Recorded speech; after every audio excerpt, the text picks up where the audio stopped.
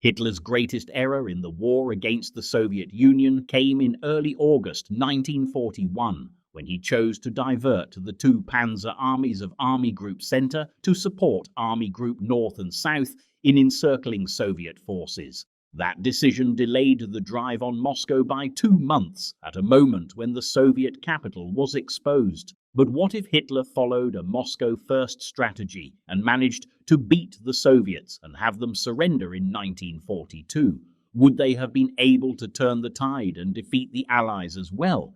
Let's set the stage properly, because we would have to basically rewrite the invasion from scratch and all the events leading up to it. Operation Barbarossa on June 22, 1941, was the largest military invasion in human history. Hitler unleashed 3.8 million Axis troops crashing into the Soviet Union, convinced he just needs to kick in the door and the whole Soviet structure will crash down. By December 1941, the Red Army had suffered 4 million casualties, while 3 million soldiers were starving in German POW camps. Moscow's government has literally evacuated as Stalin hides in a train tunnel beneath the city. At Kiev alone, 700,000 Soviet prisoners were captured. Minsk was bombed so thoroughly that 80% of the city is unrecognizable. By measure, the Soviet Union should have collapsed, but it didn't. The Russian winter arrived early, turning roads into impassable swamps, stretching German supply lines to the breaking point. And most importantly, Stalin may be inept at first, but he didn't flee. So the Soviets basically had plot armor and managed to beat the Germans. As such, we need to go way back to give Germany more of a chance to make a 1942 surrender plausible. Because in reality, the Germans actually screwed themselves in almost stupid ways. If we look back at it, Germany already lost the Eastern Front before they even started because they had no strategic reserves for a long war. But for this scenario, we need to stack the deck heavily in Germany's favor. The first change we'd like to make is creating a Ukrainian puppet state in Carpathian Ruthenia, which Hitler would create in hopes to show the Ukrainians that tanking with Germany means more autonomy. Historically, Germany let Hungary invade and annex it, but this time Germany threatens Hungary and forces them to back off. This would actually work because Ukrainians would think that cooperation with Germany means autonomy. This is crucial as it would benefit the German invasion of Poland. Second, in the Soviet Union, the Great Purge would still be going on. An assassination attempt on Stalin gets uncovered, making him even more paranoid. So he would be a lot more willing to keep purging his generals. We would have the Moscow trials drag on as long as possible and get rid of every competent general at the time. Third, we would have to change the Winter War with Finland in 1939 to 1940. This battle was already an absolute defeat for the Soviets. But we can make it worse for them with Britain and Sweden sending more aid to Finland. The war drags on for months longer. Soviet casualties could mount into hundreds of thousands and would lose significant equipment. In the end, Finland still loses, but the USSR is wounded in the process. For Germany, the fourth thing we'd change would be the consolidation of the Balkans. Now, this is big because we'd prevent Germany from repeating Hitler's strategic insanity. The Balkan campaign historically delayed Operation Barbarossa by 5 weeks and led to waves of German loss of life. Our best alternative for this would be a bit sooner consolidation of the Balkans. Yugoslavia gets crushed quickly without the extended Greek campaign. Greece holds out for a while but eventually falls to Italian and Bulgarian forces without German paratroopers. From here, Germany would pull most of their resources out of the region and prepare for Barbarossa. This means Operation Barbarossa begins on schedule in mid-May 1941. Those 5 extra weeks before the autumn mud and winter snow is everything for them. Our fifth actual change is the Battle of Britain. It's obvious the Germans still don't win air superiority, but they don't waste their strength either. This time, this battle doesn't shift to terror bombing civilians. The Luftwaffe stays focused on British industry and airfields. So when Barbarossa begins, the Luftwaffe is at full strength. In order for the changes that we make work, the Wehrmacht has to postpone the Holocaust. It is necessary that Hitler would never agree to it, or maybe just delay it. Historically, the Germans were greeted as liberators in Ukraine and the Baltics. Then they immediately started implementing genocidal policies and turned the population against them. Let's say that one German high command convinces Hitler that winning the war comes first, so Ukrainian and Baltic civilians aren't massacred. They're exploited economically, sure, but they're not exterminated. This means Ukrainian divisions actually fight for Germany. The partisans are far less active yet. This would be incredibly unrealistic for this scenario because it requires Hitler to act rationally, and rational wasn't exactly his strong suit. But without these changes, a 1942 Soviet surrender is impossible. Now we have set a stronger Germany, ready to invade the Soviet Union. Remember, German victory in Russia was effectively impossible in real history.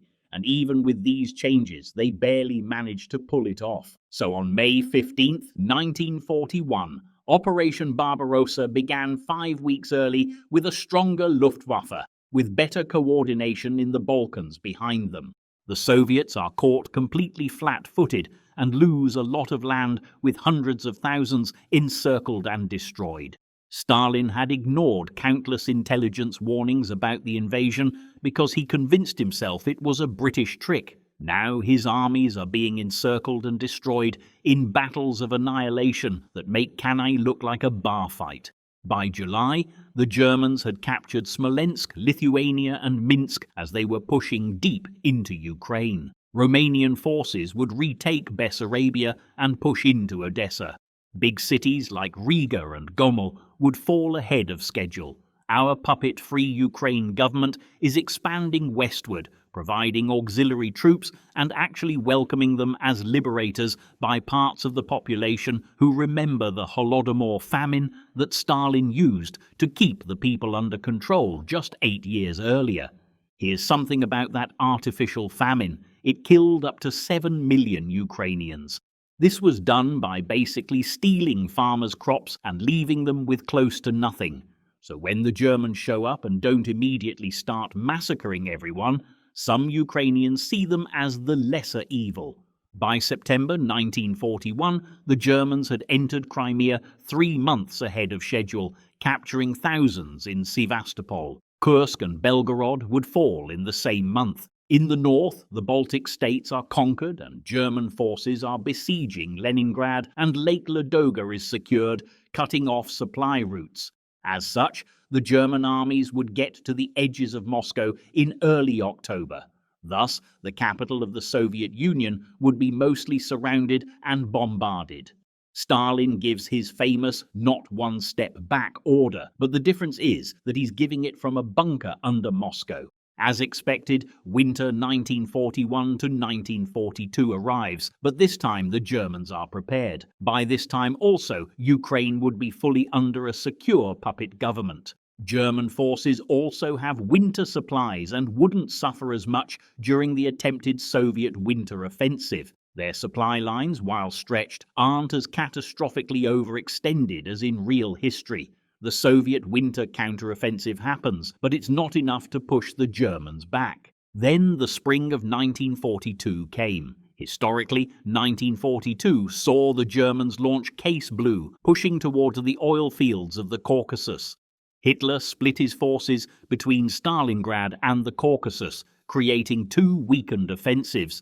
But it wouldn't be the same here. If we take a look at the map, Germany is already pretty deep into the south. And if we're being realistic, Hitler would want this invasion to go through. However, Ukraine's puppet government and the occupied East are conscripting their own troops too, filling gaps in the German lines.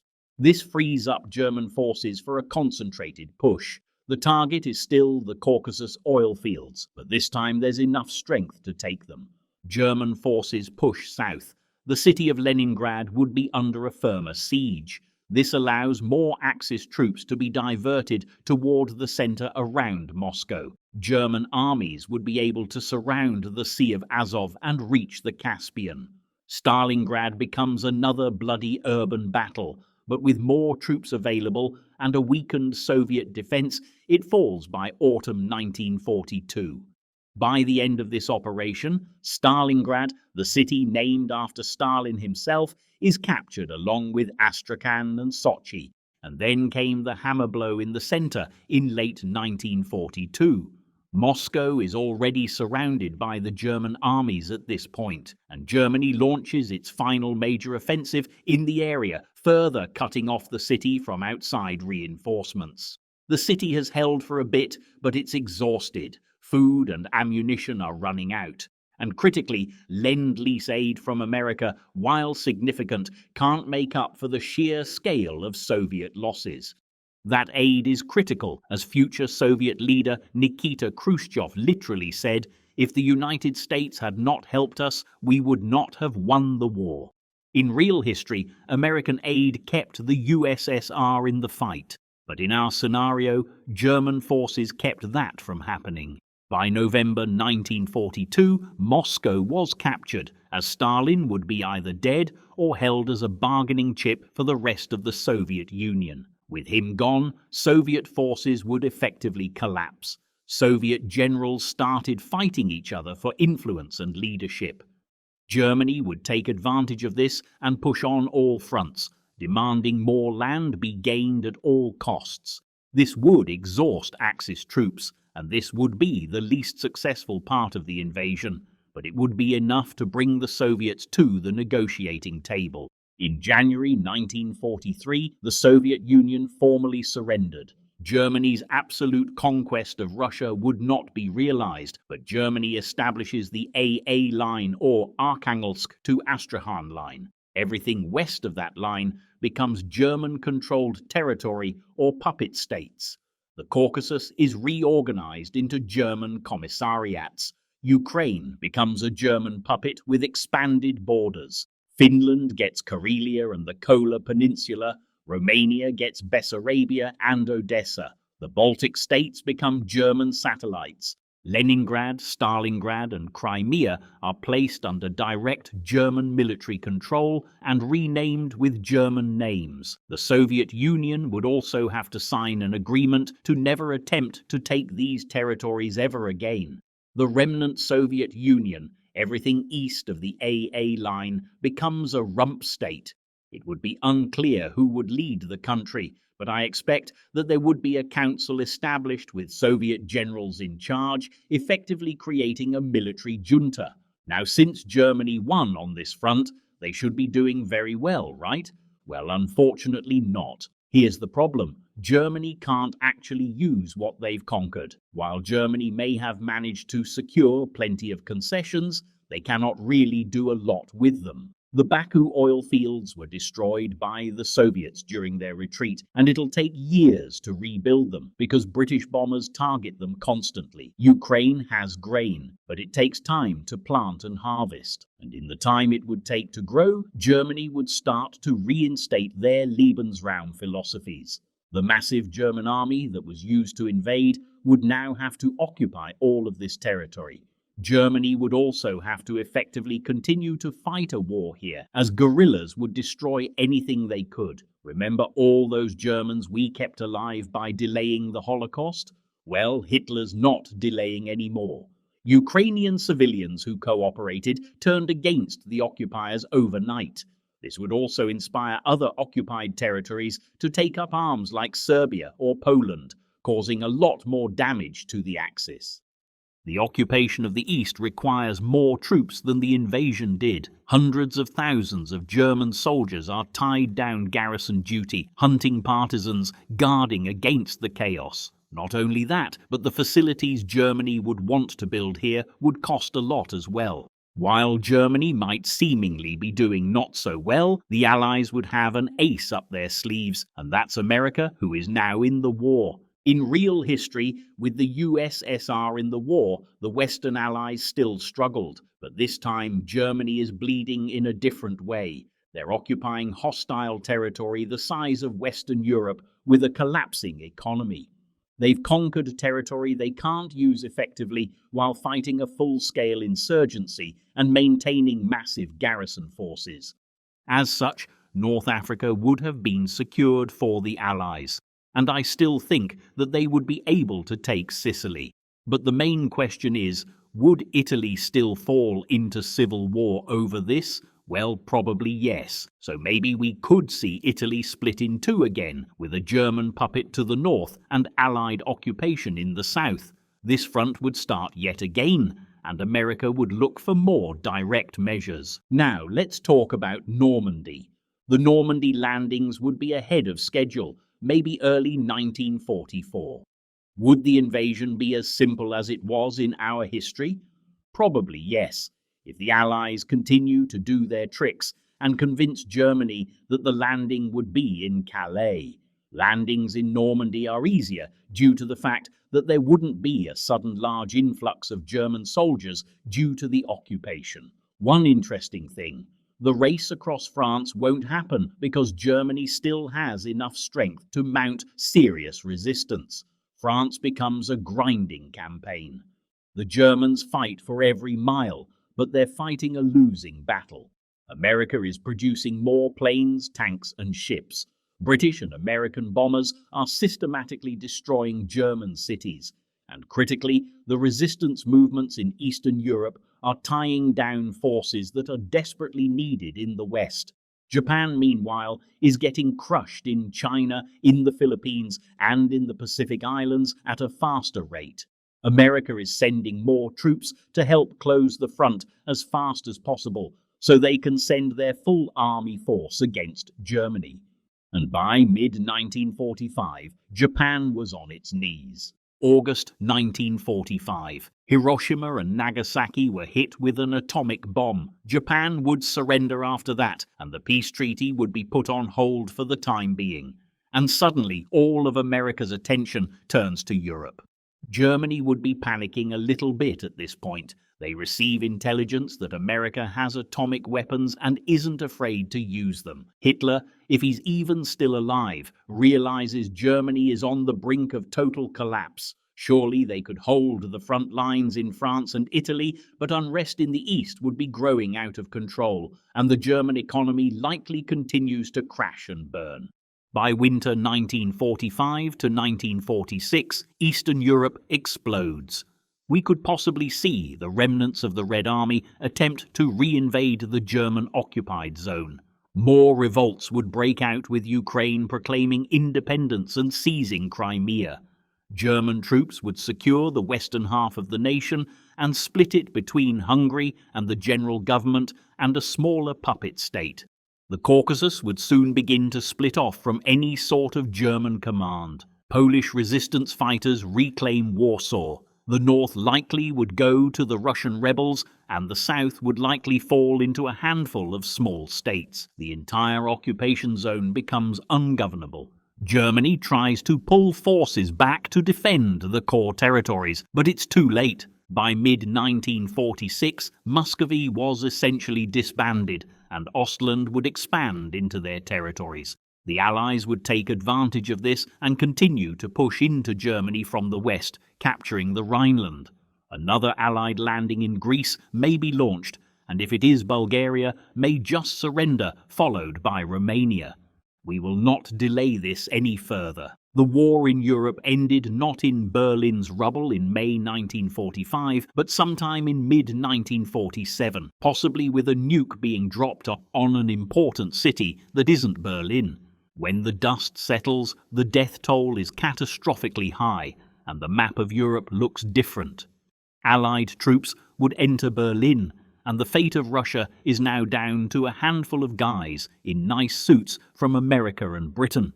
As such, let us dive into this huge peace treaty that is far more complicated than Versailles. Let's start with the Pacific, because that's actually the easiest part. Japan surrenders after the atomic bombs. Korea gets unified under a democratic government. No surprises here, because no Soviet occupation of the North means no communism, no Kim dynasty. Let's go off to Europe, because this is where things get fun. France is restored with its pre-war borders, plus the Saarland. Belgium and the Netherlands get their territories back. Italy loses the same territories it did historically, nothing more. Austria is re-established as an independent state. Czechoslovakia is restored with expanded borders, including Carpathian Ruthenia. The Baltics would get their pre-war borders, with Lithuania being expanded into Memel and Vilnius. Ukraine would be somewhat respected. They would get to annex Crimea and Odessa, but they would have to give up their claims on Carpathian Ruthenia and Lviv. Basically, in the east, we could see Poland being restored. Finland would be ignored, as they would get to keep Karelia and the Kola Peninsula. In the Caucasus, Britain would push for an independent Azerbaijan to exploit more oil, but the other breakaway states would be ignored.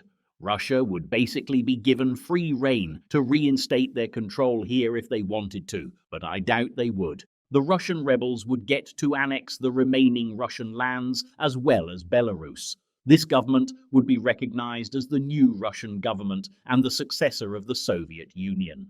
Going over to the Nordics, it is likely the same as in our history. Denmark and Norway would be freed, but perhaps the Allies can justify an occupation there.